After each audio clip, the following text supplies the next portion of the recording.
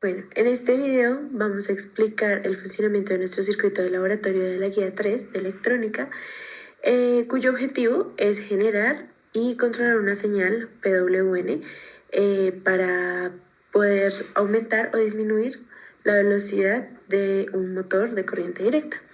Entonces, aquí podemos ver en nuestra pantalla la base del generador de señal de PWN. Entonces aquí tenemos dos temporizadores 555. Estos temporizadores están configurados como un oscilador estable. Entonces básicamente lo que ellos hacen es generar una señal que es muy parecida a la cuadrada y dependiendo del ciclo útil la velocidad aumentará o disminuirá. Entonces tenemos este potenciómetro, el cual nos permite aumentar o disminuir la velocidad dependiendo de cómo la queramos. Entonces, ¿cómo funciona el ciclo útil? Es básicamente lo que podemos ver aquí. Entonces, si el ciclo útil es más corto, la velocidad entonces irá más lenta. Si el ciclo útil es más ancho, entonces la velocidad será muchísimo más alta. Entonces, dicho esto, vamos a ver los cálculos que usamos para determinar la salida, dado que el problema nos da una especificación y es que el ciclo útil debe corresponder al 70% del periodo. Entonces, ¿cómo hacemos para calcular que el ciclo útil sí corresponde al 70% del periodo? Entonces, básicamente usamos las siguientes fórmulas, en las cuales TH corresponde al tiempo de duración de la señal en alto del ciclo útil y la frecuencia 1 sobre periodo, y el ciclo útil, que está dado por RA más RB sobre RA más 2 veces RB. Entonces, básicamente RA corresponde a nuestra R1 en nuestro circuito y RB corresponde a nuestra R2 en el circuito. Entonces, al calcular el ciclo útil y ver que este corresponda, al multiplicarlo por 100 y ver que esto corresponde al 70%, entonces ahí podemos llevarlo a que RA y RB sí cumplen con las condiciones, y al saber que con RA y RB cumplimos las condiciones, podemos despejar C1. Entonces, haciendo esos cálculos, nos da que R1 en nuestro circuito es igual a 330 ohmios y R2 es igual a 240 ohmios, y con un C1, una capacitancia de 1,5 microfaradios.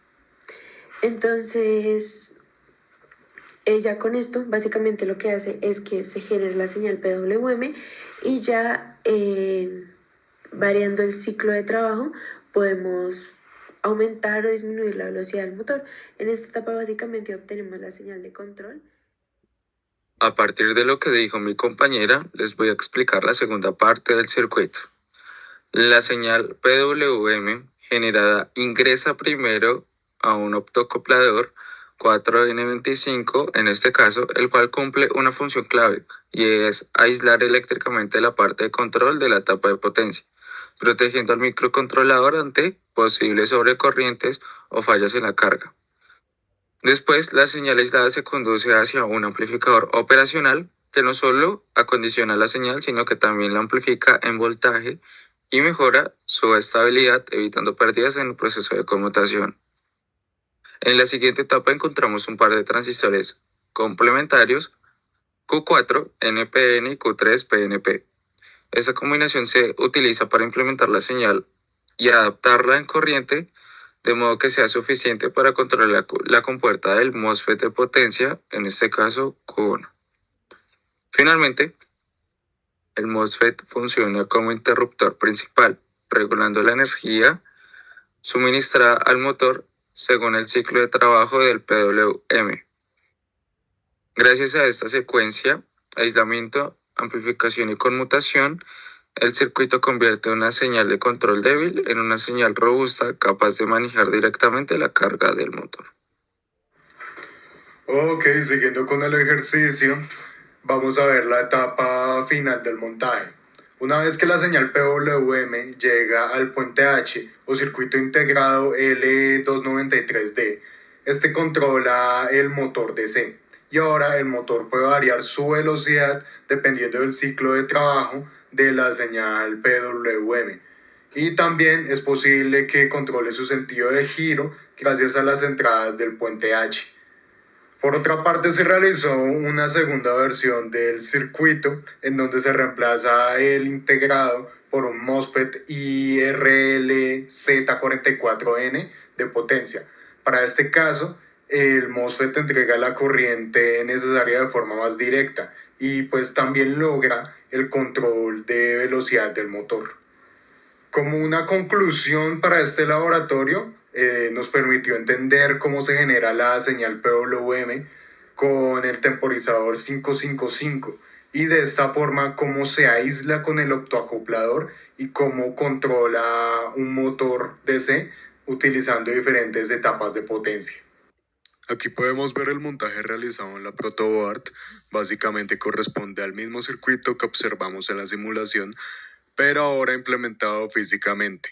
En la primera parte están los dos temporizadores 555 junto con las resistencias, capacitores y el potenciómetro que generan la señal PWM. Seguido a esto, tenemos el autoacoplador. Entonces, este se encarga de aislar la parte de control de la parte de potencia. Entonces, exactamente como vimos antes,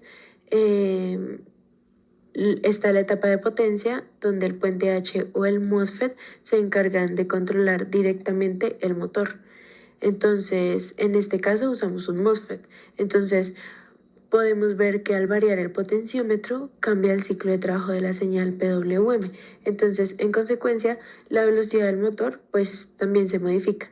Entonces, esto confirma que tanto la simulación como el montaje en físico trabajan de la mano y pues cumplen con la misma función. En conclusión, este proyecto nos permitió comprender de manera práctica cómo se puede controlar la velocidad de un motor de corriente directa mediante señales PWM. Aprendimos a generar la señal con temporizadores 555, a proteger el circuito con un optoacoplador y a utilizar diferentes etapas de potencia como el L293D y el MOSFET. Tanto en la simulación como en el montaje en protoboard, comprobamos el funcionamiento correcto del sistema.